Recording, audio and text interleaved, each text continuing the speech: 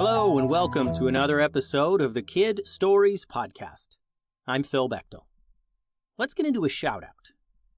Calvin and James from Massachusetts are big fans of the show. Calvin shared this awesome drawing of a nor'easter, and James shared an excellent story idea about a giant. Thanks for that, you two. I think if you both were in the stories, you'd be the smoke ninjas of the southern swamps who are unearthed by explorers from a secret amulet you were trapped in, and now you seek revenge on the Red Cloaks for trapping you in there for so long. Thanks for listening, Calvin and James. Today's episode is titled Return to Arc 19, Part 2. The beam from Zara's shoulder light cut through the darkness, revealing a long stretch of abandoned tunnel ahead. Dust particles danced in the light, stirred by their movement. The soft shuffle of their footsteps was the only sound. "This place gives me the creeps," Finn muttered, his voice barely above a whisper. He fiddled nervously with his drone, which hovered silently at his side. Aria, bringing up the rear, kept her smart rifle at the ready. "Stay alert," she warned. "Just because we haven't seen any bots doesn't mean they're not down here." Zara paused, consulting the holo map projected from her wrist pad. The pale blue light illuminated her face.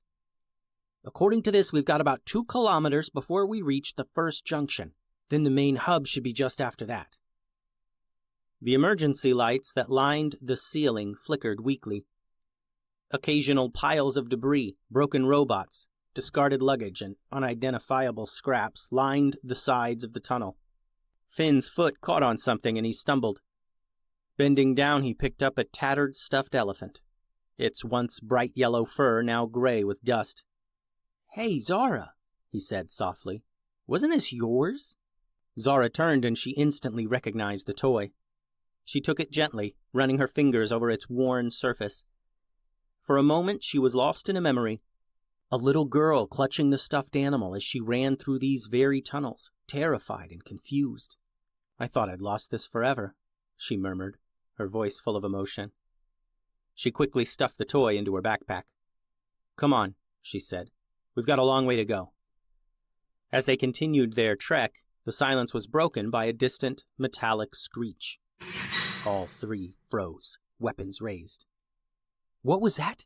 Finn whispered, his drone whirring to life. Aria's eyes narrowed as she scanned the darkness behind them. "I don't know, but I don't like it. We should pick up the pace." Zara nodded, her hand hovering over her wrist pad. "Agreed. Let's move." The three of them walked for a while. The old emergency lights flickered, making a creepy situation even creepier. There were big metal doors leading to other smaller hallways, but they stuck to the main tunnel, just like Zara's holomap showed. Suddenly, Zara's shoulder light illuminated something ahead that made her heart sink. "Oh no," she breathed. A massive cave-in blocked the entire tunnel in front of them, floor to ceiling. Chunks of concrete and twisted metal bars formed an impenetrable wall. "Well, this complicates things," Aria said, stepping closer to get a better look at the rubble. "Any bright ideas?" Zara consulted her wrist pad, frowning at the holomap. "Well, the map shows a clear path all the way to the junction. If we have to backtrack and find a different way, it'll take hours, and who knows what we'll run into." Finn stepped forward, prepping his drone. "Let me take a look. Maybe there's a way around we can't see." With a soft whir, the drone lifted off from Finn's palm. Its little body glowed faintly as it approached the cave-in. A thin beam of light projected from its front, scanning the debris. "All right, little guy," Finn murmured, eyes fixed on the tablet linked to the drone. "Show us what you've got." The drone began a methodical search, probing the edges of the cave-in and venturing into small gaps in the rubble. Minutes ticked by as the three waited anxiously. Suddenly, Finn's face lit up. "I got something. There's a small passage near the top. It's tight, but I think we can squeeze through." Zara and Aria looked at the tablet's screen. The drone's scan revealed a narrow opening, barely visible. "Nice work, Finn," Zara said, clapping him on the shoulder. "Now comes the fun part."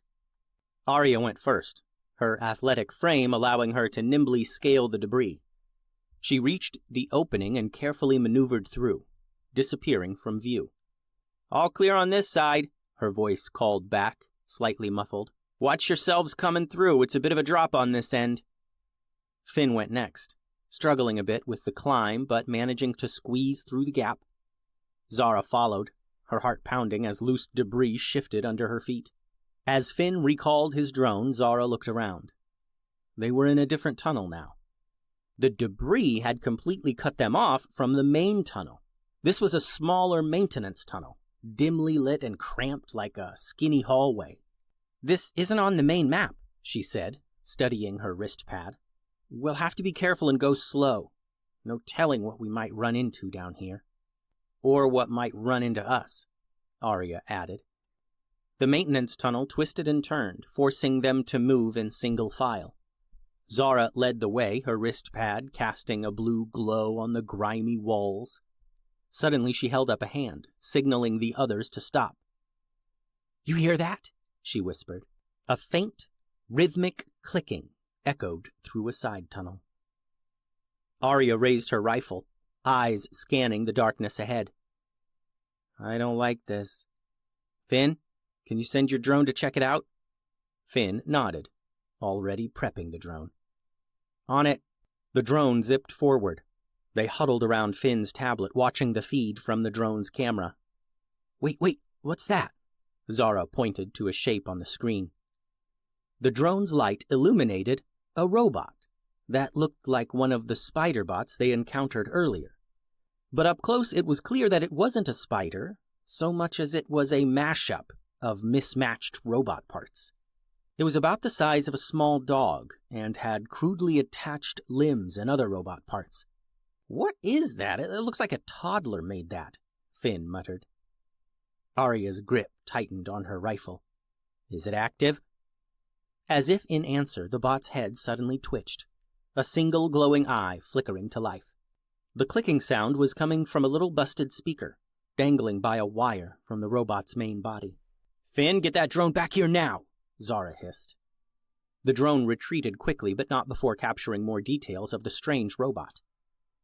As the drone returned, the three stared at each other, processing what they had seen. "We need to know more," Zara said finally. "I'm going to try and hack it." "Are you crazy?" Aria whispered. "That thing could wake up and attack us." "It's our best chance to understand what we're up against," Zara argued. "Cover me." Before Aria could protest further, Zara crept forward, her wrist pad at the ready. As she approached the bot, its eye swiveled towards her, the clicking growing louder. Zara tapped her wrist pad, initiating the remote hack. Lines of code scrolled across the small screen. Come on, she muttered. Suddenly, the bot twitched. It was kind of just laying there, but it jumped up to a standing position. It didn't attack and seemed more curious than aggressive. Aria raised her rifle, ready to fire, but Zara held up a hand. "Wait, I'm in." The little robot stood there stunned as Zara remotely downloaded data from its hacked systems. The data flooded Zara's wrist pad. Schematics, mission logs, and fragmented code flashed by. She began to make sense of it all. "Guys, you're not going to believe this," she said.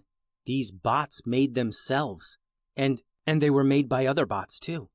A loud screech from further down the tunnel made them all jump. Yeah, that's fascinating," Aria said tensely, "but I think it's time we moved on. Now." The group continued past the tunnel with the spider bot until they reached a room with large mechanical control panels lining the walls. They were floor-to-ceiling computers, but they looked old-fashioned, as if they controlled mechanical things instead of digital things. "What is all this?" Finn said, checking out the buttons and dusty levers. "Looks like utility controls," said Zara. "Water flow valves, lighting systems, waste management." "Oh, look here," Aria said, pointing to a big map painted on the wall. "This map shows where all the sub-tunnels lead to." "I'm not marching through a sewage tunnel if that's what you're thinking," said Finn. "Oh, those have probably been dried up for years," Aria said. "Anyway, I think we can get around it. Look here." Aria pointed to thin lines on the map. "These are skinny little maintenance hallways that run alongside all the systems. See, there's one that runs along the water corridor, one that runs along the electrical conduits, It was so if there was ever a problem, someone could come down here and fix it. It's what my dad used to do here at the colony. And if we take this one here, it should lead us to the main hub. Finn and Zara confirmed as much there on the map. Aria scanned the wall map with her wrist pad to record the new tunnel locations. All right then, let's head out. Zara was interrupted by that same metallic screeching sound.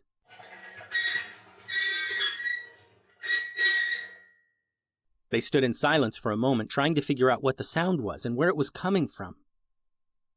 It's a door, Zara said. One of those big metal doors we kept passing on the way here. That metal-on-metal screeching sound we've been hearing is those doors opening and closing. We've been followed, Finn said. And a small scratching and tapping sound grew louder and louder. The sound was coming from the hallway they just came from, but it didn't sound like one thing. It sounded like many things. Finn, maybe you could send your drone down there to see... Aria began. Nope, time to go. It's probably a whole gang of spider bots and they're coming here to get us, so let's just run away, said Finn. He ran to the narrow maintenance hallway entrance and waited for Aria and Zara to enter.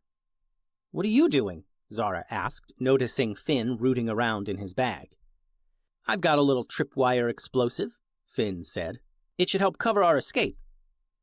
Finn stuck a small explosive device to the wall on one side of the entrance. He pulled a thin wire from the device and ran it across the entrance to the hallway, sticking it on the other side. Finn flicked the tight wire.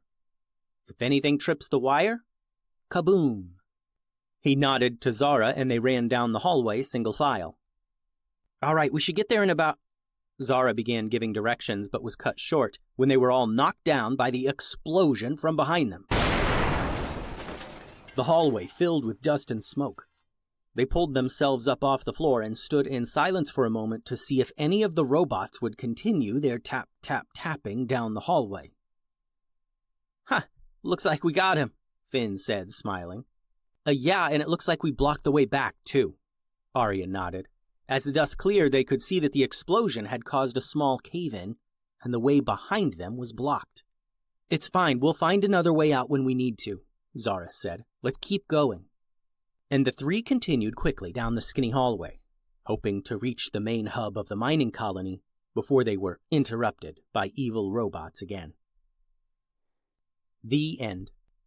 Thanks for listening, friends. The website is kidstoriespodcast.com. Send all your drawings and things to kidstoriespodcast@gmail.com. Adios.